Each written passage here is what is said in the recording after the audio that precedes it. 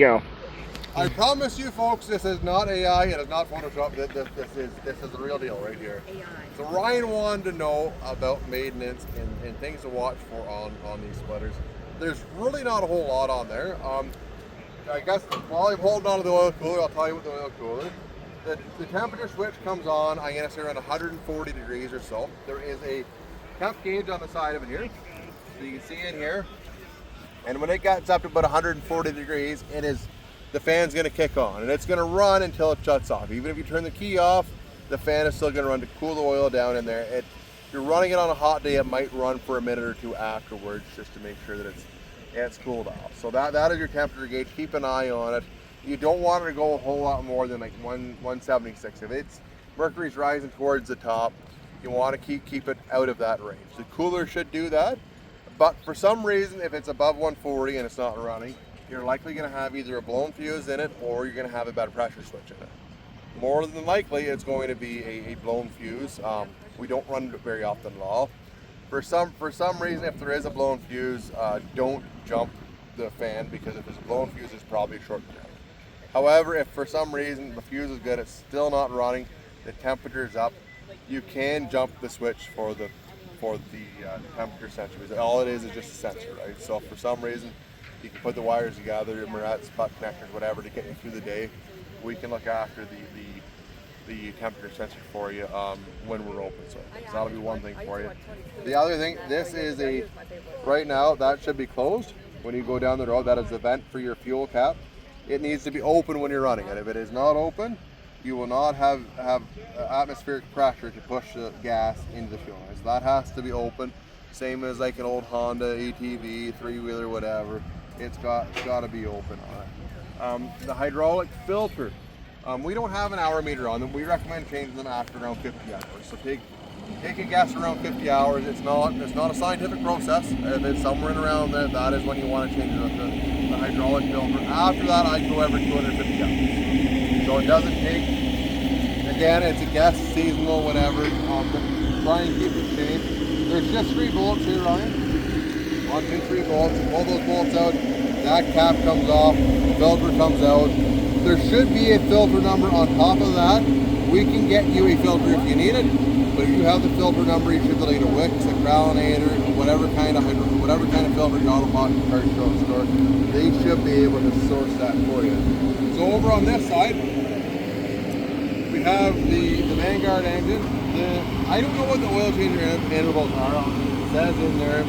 We normally tell guys after 15-20 hours, make your first oil change the filter in it, and then I think they're 250 hours after that, but the information is in the owner's manual, the rig owner's manual is in there. If the splitter for some reason ends up running slow, the cycle time on that splitter should be between 6.5 and 8 seconds. In there, we normally consider that acceptable. If for some reason it's running slow, this is the adjustment for the pump. These pumps have been really good. Our Galtech pumps, we had a hard time with these things backing out, but that will be the adjustment for the pump. If it does end up running slow for whatever reason, you can try that. You crack that jam nut and turn that in, I would say a half turn of time, and see if it rectifies the issue for you. The battery is in here, so if for some reason you have to boost it or jump it, the battery's in here. Standard motorsports battery on it. The G10 adjustment is in here. So if for some reason the valves are sticking or kicking off too early for you, you can pull these caps off. There is a jam nut in here and an Allen key on the end of it. So what we do is, as you tighten up the Allen key in there, it puts more spring pressure on, it makes the detents harder to kick off. So what you want to have is you want to have the forward detent to be 500 psi less than the reverse detent. So when you're running the machine and just dry cycle it, you'll be able to see exactly where the pressure kicks off. It'll kick off at 1500 or 2000. That's kind of where we try to keep them. Some guys adjust them a little bit higher if that's what they like. It doesn't hurt the machine at all. So there's that. I'll just start this up quick for you.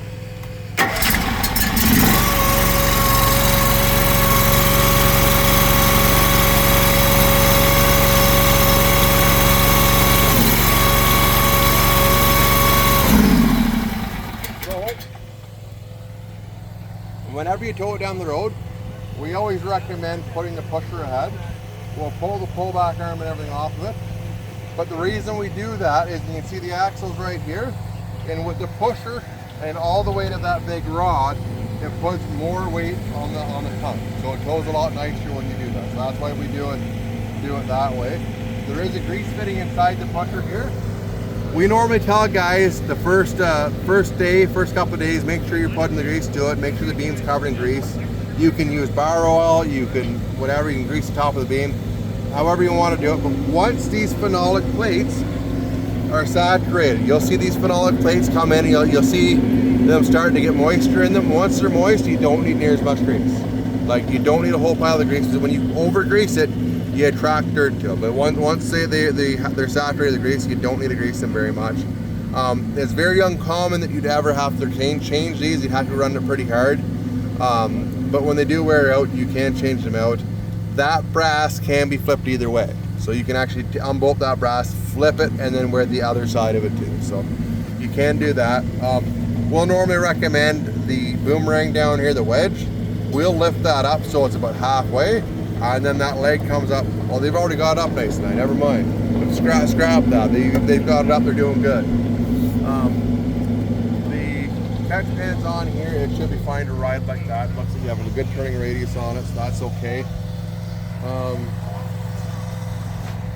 Yeah. What else do we got? Gasoline, ethanol or no ethanol. Yeah, so gas, in terms of gas, if you can run it without ethanol super in it, you're going to save so much growing room. If you can buy ethanol-free gas, do it. I know down here in the United States, it's funny you say that, because down here in the United States, you guys seem to have way worse at gas than we do. We don't have near the issues with fuel as you guys do, so I don't ever think of being a Canadian guy. But if you can run ethanol-free gas, you're going to save a pile of screwing around with your carburetor and stuff coming up. The logos itself will ride up here, and then we just ratchet strap or bungee from the hook down to the lodge plate, and that looks after that on it. Hydraulic oil, if you do want to change it out, probably yearly, I would say. 25 gallons of AW32 hydraulic oil. You can change the weight of it. For some reason, if you're running in really hot temperatures, you can go up like a 64 weight hydraulic oil in it, but we recommend 32. So that's what we do on that end of it. Yeah, that's probably about it, guys. That's what we have, I think, in terms of like maintenance and stuff and adjustments that you'll run into with it. That's probably everything that you'd need to know or need to do on it. So hopefully that helps somebody out. You want a poster, we'll poster it. If not, I'm cool with that too. So.